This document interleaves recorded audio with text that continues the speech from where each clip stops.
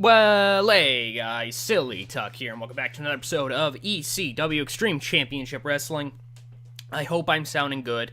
I played a little bit more with the tech. I know nobody really had any negative complaints per se about last episode's audio, but I played with it a little bit more. Let me know what you guys think. Let me know if it sounds like completely terrible now. It shouldn't, I don't think. I think I just made myself louder, which shouldn't really matter. But yeah, of course, this is Hardcore TV. You know how this works by now. We're in Hammerstein. We could almost get 3K for a TV show. We're getting up there.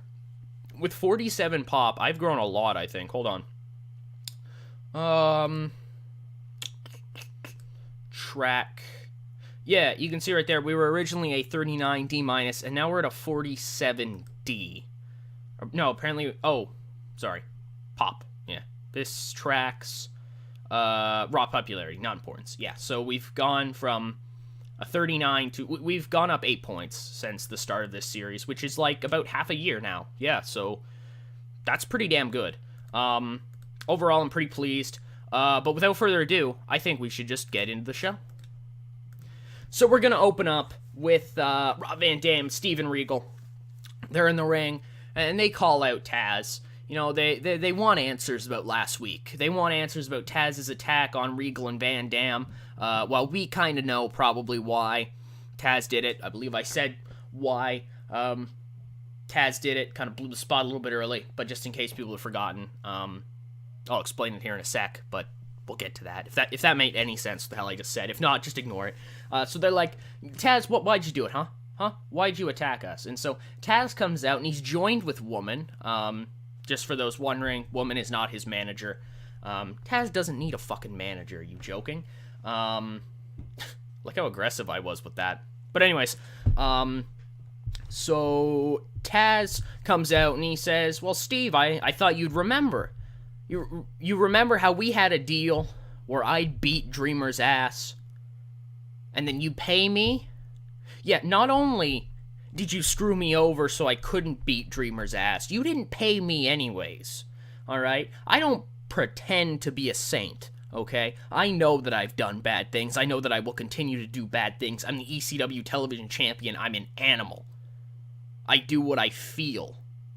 But when you fuck over the Tasmaniac, the human suplex machine, the animal, the monster, the machine, the beast, the whatever, insert other creature here, you're eventually going to have that come back at you. And so, Regal, I want you. And Rob, I would take my advice and I would stay out of this because you have problems of your own. Woman says, yeah, Taz is right. You do have problems, Rob. Because you've now beaten both the Sandman and Tommy Dreamer. Big props to you for that. But I don't know how you're feeling, but my boys are willing to give it another go. And Van Dam says, I have nothing to prove. I have beaten both of your guys. It doesn't matter what you say. I am Rob Van Dam. I am the whole fucking show. All of these people know it, and it doesn't matter what you think, because I know when I look at my checkbook every single week, I guess it's not checkbook, when I look at my bank account every single week, and it goes up and up and up and up and up, I know what I'm doing is right. And Woman says, that may be so, Van Dam, but I think I've got something that you couldn't even pass up. If you beat Tommy Dreamer at the Heat Wave television special in about, I think it's like a month. I think it's week 3 of July. Yeah. Tommy Dreamer will leave ECW for good, and your new era can continue on. And Van Dam's like, oh shit, that is actually something that would get me to wrestle him. Van Dam basically says that. He's like, oh, you mean like he's gone if I beat him? No tricks, none of this None of this bullshit. Woman's like, he will never wrestle in this company again. Van Dam's like, good. Good, I'll do it.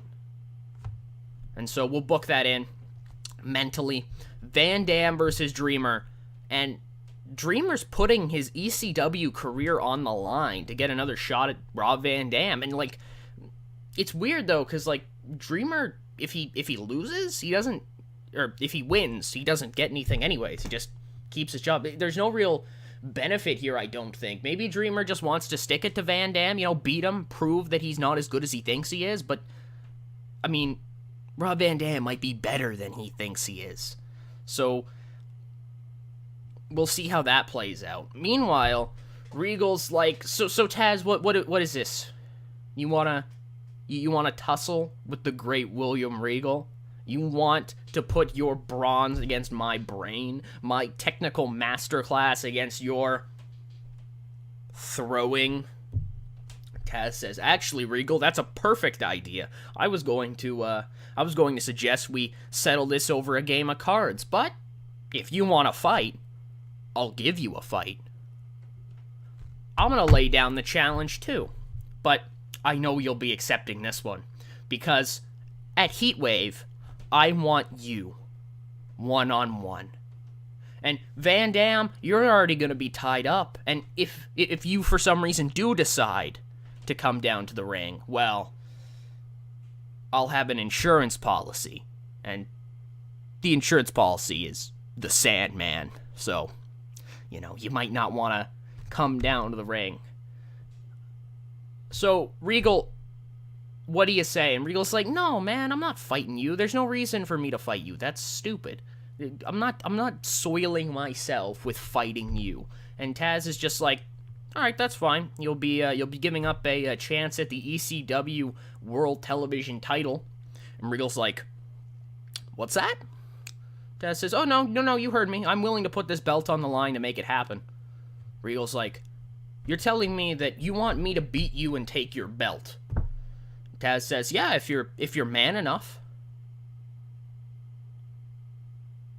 If you can. And Regal's like, oh, you bet I damn well can. You're on, Taz. Taz says, that's good, because if you can beat me, it really won't matter, because I won't let you survive. And so, boom, we have 2 matches built for the Heatwave television special. We have Rob Van Dam taking on Tommy Dreamer one more time. If Dreamer loses, because he's lost before, he's done. He's gone. I think actually this will be the 3rd time. So Dreamer's 0-2 against Van Dam, and let's see if he can pull something out of the hat here. And if not, it's probably not looking good for the Revolution. They're not really a stable. I've kind of started calling them the Revolution just because that's what ECW called themselves for a little while. They were the Revolution. And so it's kind of the name I'm just giving to the ECW crew, I guess, if that makes sense. The non-wrestler geeks. Well, Taz very well probably could fit in with the wrestler geeks. Taz doesn't give a shit. Taz is a fucking man. He'll fight in hardcore matches. He doesn't care. We move forward, and Guido's like fucking depressed almost. Like, he's just so sad. He's just totally out of it. He's just like, here's my next hopeful, everyone. It's Xavier. This fuck. And Xavier walks in, and he's like, hey. Guido's like, okay, you're gonna go out there, okay? You're either gonna win, or you're gonna lose. But you're probably gonna lose. And when you do lose, I don't really know what I'm gonna do. At all. At all. So just go out there and don't embarrass me, please. Xavier's like, you got it, man. You got it. And he goes out there, and Cronus fucking beats him. And he's just, Guido's just fucking devastated. Like, Guido has no idea what he has to do now. He's tried to recruit some guys. He's had the Italian Stallion, who was a big man, and he had a fun sense of humor. He was a good guy, but he just didn't really have what it took.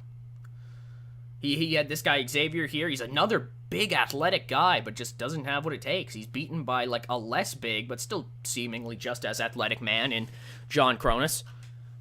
And he had Rick Blade, who had his own. He was a hardcore fighter. He was raised on the streets, but he also couldn't get it done. So Guido at this point just has no idea. He's running out of Italian people, or Italian, throw that in quotations, people, and Guido just has no idea what to do.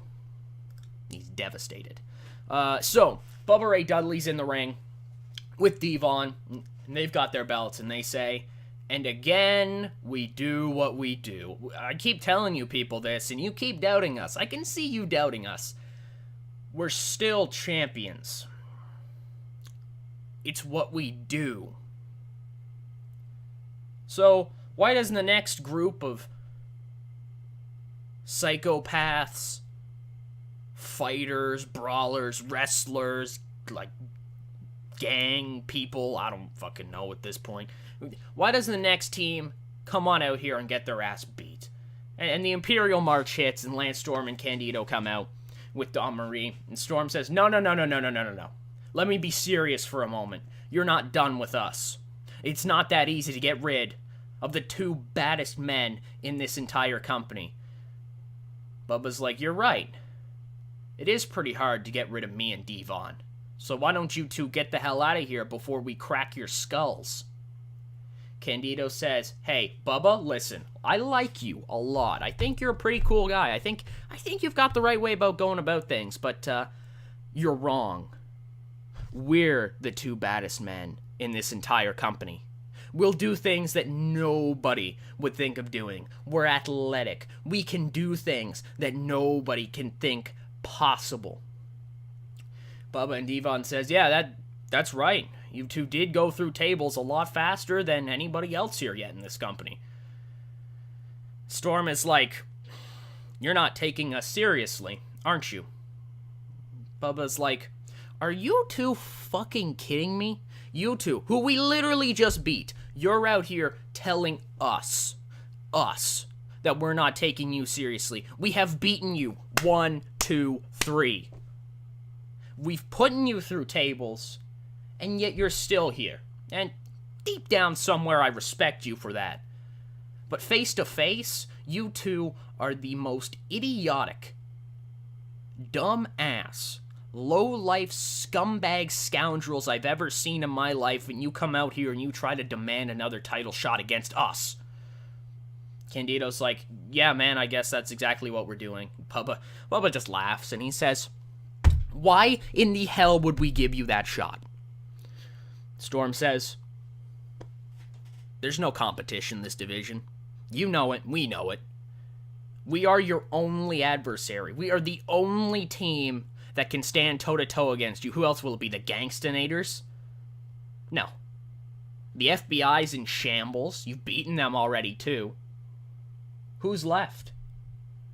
The New Era's wrapped up in their thing with Dreamer and Sandman. And now Taz? We are your only competition. There's no other tag teams in this entire company that can stand toe-to-toe. We are your only competition. We are your last hurdle. We're your only hurdle. Bubba says, hey, look, you two make a pretty good point. You're right. There isn't much competition in the tag division, and maybe you guys are deserving of another tag team shot. And Lance is like, excellent. All right, yeah, we'll talk to Paul. We'll get the papers written up. And Devon says, whoa. Bubba. I love you, but you're letting these two off the hook too easy. Bubba's like, oh, no, Devon, I wasn't. I was setting them up. That's what they call it. You see, you two, you are right, though. There is a lack of competition in this tag team division. Too many joke teams, too many teams that can't get along, too many teams that have one focus, one goal, teams that don't even go for these tag titles, the most prestigious tag titles in this side of the country. Well, I mean, like the Fed, but like, out of character, okay? You just roll with me, okay? You know what I mean? Like, they're prestigious tag belts, okay? People want them. People are dumb that don't want them. I think everybody wants them.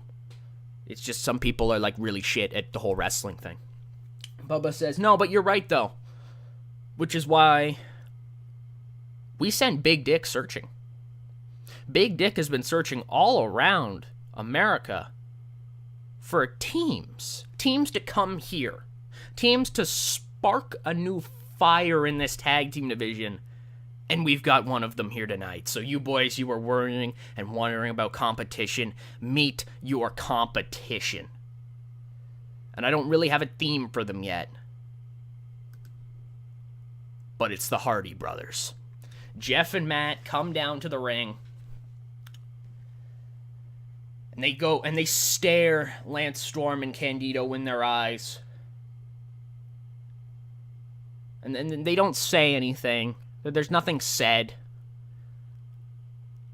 But now you're looking at the foundation, aside from Don Marie, you're looking at the foundation of a tag team division. And out of character here, kind of out of everything. The tag team division is something that I knew going into this would be hard, and I knew I'd need to fill it up with other talents. I started to try to, what's the word? Fill it with other kind of groups, you know what I mean? I started to fill it with the New Era, who at one point, I will tell you, at one point in my draft, went for these tag titles before feuding with Dreamer and Sandman, but basically, like, Sandman got done his feud right around the same time that Dreamer did, and I could slide everything together, so I just went for it. Bit of backstage stuff there for you. But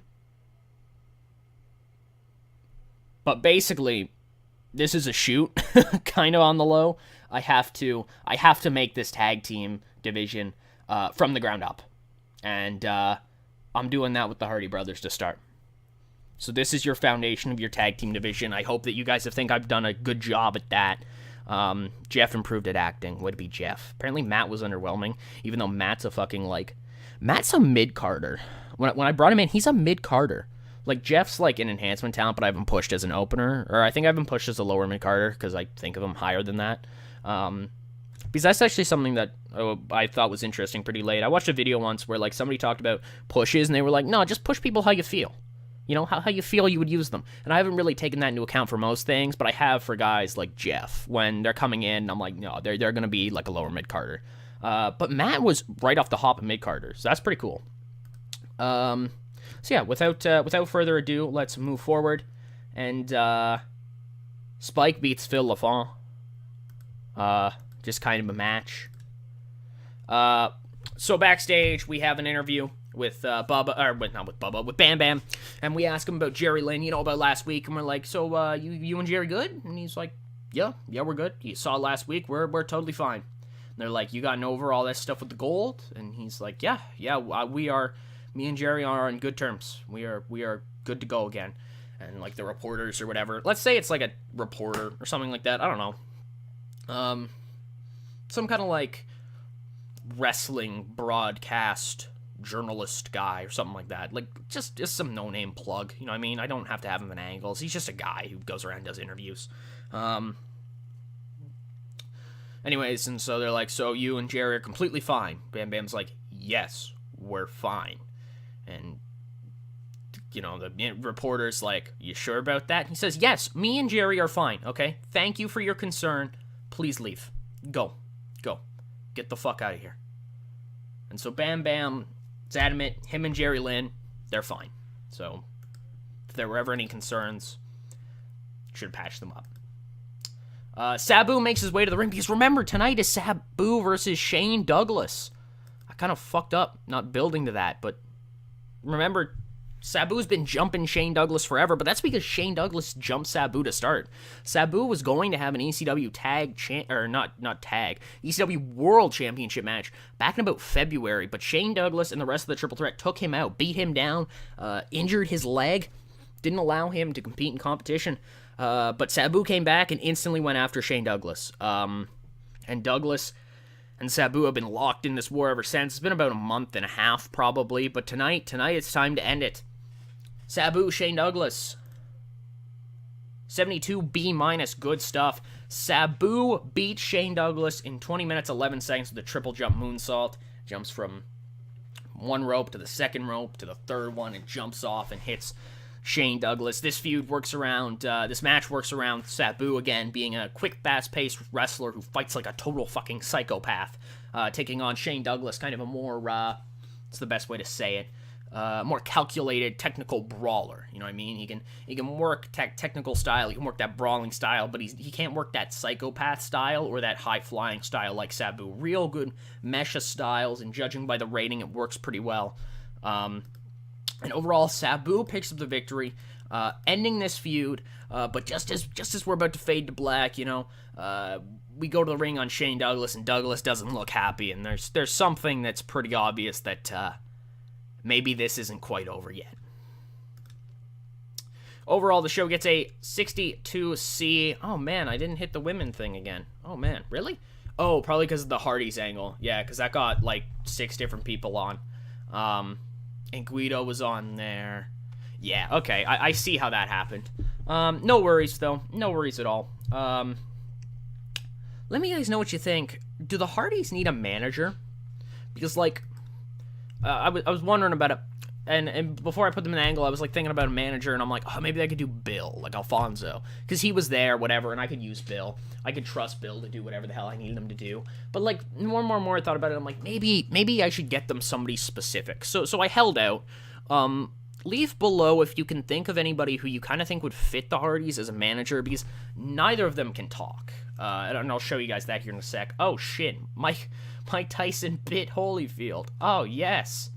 Fuck yeah.